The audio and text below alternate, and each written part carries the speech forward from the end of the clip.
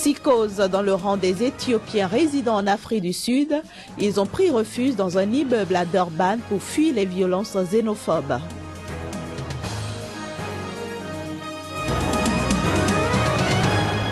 Haïti dispose désormais de logements reconstruits en copropriété. Ils ont été inaugurés hier par le président Michel Martelly.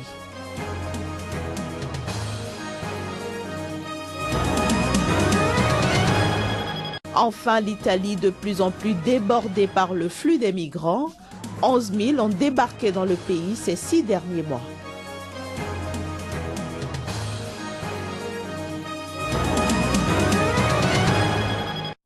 Bonjour et bienvenue à toutes et à tous dans cette édition. Après une série d'attaques dans la nuit de jeudi à vendredi dans le centre-ville de Johannesburg contre des magasins tenus par des étrangers, des ressortissants éthiopiens ont trouvé refuge dans un immeuble à Durban, créant un nouvel épisode des violences xénophobes. Les images. Les migrants africains, bouc émissaires des frustrations de l'Afrique du Sud post-apartheid. Les violences xénophobes récurrentes en Afrique du Sud reflètent à la fois les frustrations de la majorité noire qui continue de souffrir économiquement et la résurgence d'une culture de violence exacerbée durant la ségrégation raciale sous l'apartheid.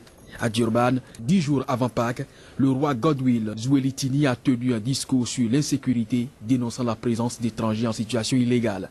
Même si le roi n'avait rien dit, le sentiment d'être-étranger était déjà élevé. Il bouillonnait sur le thème « Il faut que les étrangers s'en aillent », a fait observer Marie de Aksa, analyste de la violence politique au KwaZulu-Natal. Ils nous brûlent vivants dans nos magasins.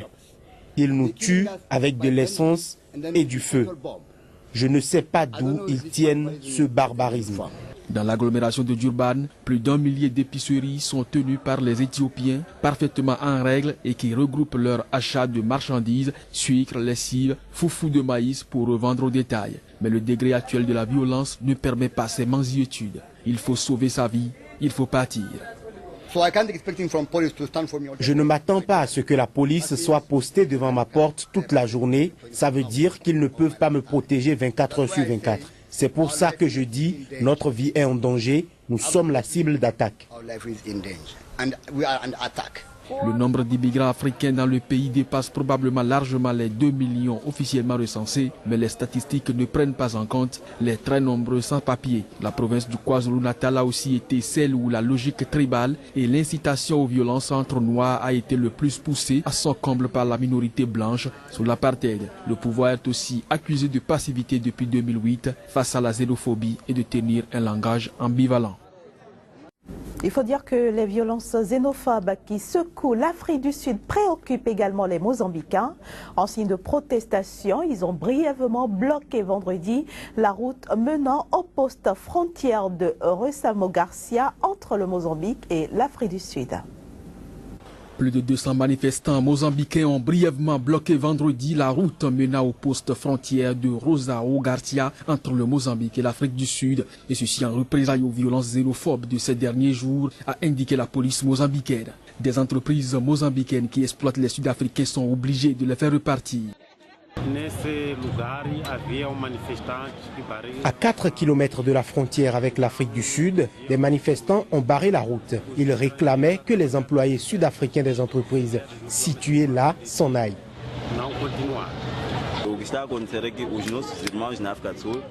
Ce qui se passe, c'est que nos frères en Afrique du Sud se font tuer. Non pas à cause de vol ou de la criminalité, ils se font tuer injustement. Nous ne voulons pas faire la même chose. Ce que nous demandons, nous le faisons de manière pacifique. Nous demandons seulement que les Sud-Africains n'entrent pas au Mozambique et que ceux qui sont entrés s'en aillent. L'entreprise sud-africaine Sasol a décidé par mesure de précaution de rapatrier temporairement ses 340 employés sud-africains. Loin des violences xénophobes, les islamistes de Boko Haram ont attaqué un village dans l'extrême nord du Cameroun dans la nuit de jeudi à vendredi. Le bilan de l'attaque est de 6 civils tués et un important bétail emporté. Le groupe islamiste de Boko Haram a encore frappé. C'est à Bia, un village situé dans l'extrême nord du Cameroun, que les insurgés ont mené une nouvelle attaque dans la nuit de jeudi à vendredi. Bilan, 10 civils tués et un important stock de bétail emporté. Situé dans l'arrondissement de Kolofata, le village de Bia est connu des milieux sécuritaires locaux comme une localité où Boko Haram a enrôlé plusieurs jeunes. Toujours dans la même soirée, le groupe a également attaqué une position de l'armée camerounaise à Amchidé. Théâtre de nombreuses attaques attribuées à Boko Haram, la région de l'extrême nord du Cameroun a connu une accalmie ces dernières semaines du fait des actions menées par la coalition militaire engagée contre les islamistes basés dans le nord-est du Nigeria. Rappelons que le Cameroun, engagé dans la guerre contre Boko Haram depuis près d'un an, a été rejoint dans la campagne depuis début février par le Tchad, suivi du Niger. Rendons-nous maintenant au Niger où l'armée française multiplie les opérations d'intervention avec les forces spéciales. Au nombre de ces opérations figurent les largages de parachutistes ou d'avions de chasse. Autant de moyens pour empêcher les djihadistes de regagner du terrain au Mali.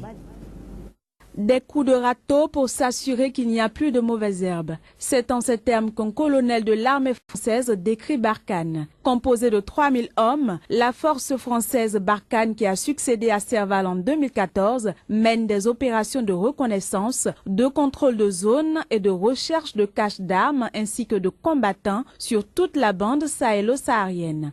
Les forces françaises mènent des interventions qui nécessitent de gros moyens de renseignement et d'action que même l'ONU serait techniquement incapable de monter. Une centaine d'hommes du 2e régiment étranger parachutiste ont sauté dans l'extrême nord du Niger, régulièrement utilisé par des groupes armés naviguant entre la Libye et le nord du Sahel. Il s'agissait là du premier saut de force conventionnel dans la bande sahélo-saharienne depuis l'opération de janvier 2013 à Tombouctou, au nord du Mali, dans le cadre de l'opération Serval. Depuis début 2015, une douzaine d'opérations d'envergure associant souvent des soldats des pays de la région ont été menées. La plus spectaculaire, menée par des forces spéciales françaises le 6 avril, a permis la libération d'un otage néerlandais qui était détenu depuis 3 ans et demi par le groupe islamiste AQMI. Si le groupe de djihadistes a reflué au Mali depuis Serval, il serait passé à moins de 200 hommes dans l'extrême nord contre 1500 à 2000 début 2013. Les affrontements entre les djihadistes et l'armée ne sont plus courants. Cependant, les attentats se multiplient, notamment contre la force internationale de l'ONU. La dernière attaque contre la MINUSMA date du 15 avril dernier. Elle avait fait 3 morts. Rappelons que l'attaque la plus meurtrière contre la MINUSMA avait fait 9 morts en octobre 2014 dans le contingent nigérien.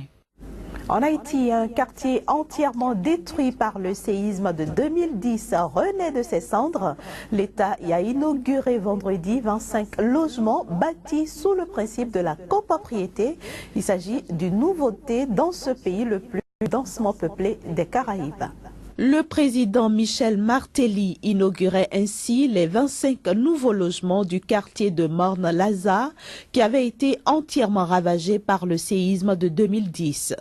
Des logements bâtis sous le principe de la copropriété et qui rentrent dans le cadre d'un projet financé par l'État haïtien et la Croix-Rouge américaine pour un coût global de 900 000 $. Il s'agit d'une nouveauté dans ce pays où la gestion foncière est plutôt problématique. La reconstruction apparaît de ce fait comme un modèle à suivre pour réduire le morcellement foncier et la transformation en bidonville de Port-au-Prince. Selon l'Organisation internationale des migrations, près de 65 000 sinistrés vivent encore dans des camps de fortune dans le pays. En Italie, plus de 11 000 migrants ont débarqué au cours des 6 derniers jours. Des centaines d'autres continuent d'arriver dans le pays et les épisodes tragiques se succèdent. Les images. La tragique crise de l'immigration clandestine en Méditerranée ne pourra être résolue sans stabilisation de la situation en Libye, affirmait le Premier ministre italien Matteo Renzi et Barack Obama lors d'une conférence de presse conjointe. 91% des migrants qui arrivent en Italie depuis l'Afrique passent par la Libye. Selon les gardes-côtes italiens, plus de 11 000 migrants ont débarqué au cours des 6 derniers jours. Des centaines d'autres continuent à arriver, d'où la nécessité d'une véritable coordination internationale. Actuellement, les centres d'accueil situés sur notre territoire sont presque tous pleins et donc ces nouvelles arrivées, ces nouvelles vagues que nous enregistrons après Pâques sont en fait en train de tester les limites du système dans son entier. Originaires de divers pays d'Afrique subsaharienne, tous les clandestins racontent un voyage harassant à travers plusieurs pays jusqu'en Libye, la violence des milices, l'angoisse des transactions avec les passeurs et le cauchemar de la traversée. Il n'y a pas de nourriture dans notre pays. Les gens meurent à cause de la guerre dans notre pays. C'est pour cela que j'ai quitté mon pays pour la Libye. Et quand je suis arrivé en Libye, il y avait la guerre encore. Nous ne savions pas quoi faire. Nous devions aller dans beaucoup d'autres endroits.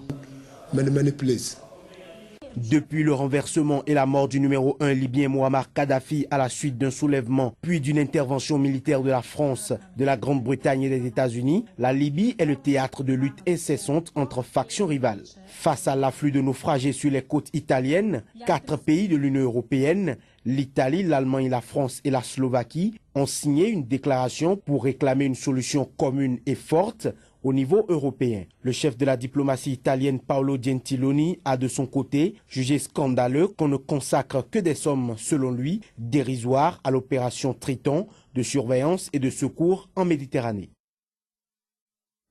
Près d'un mois après le crash de l'avion de Germanwings dans les Alpes françaises, l'Allemagne est toujours sous le choc.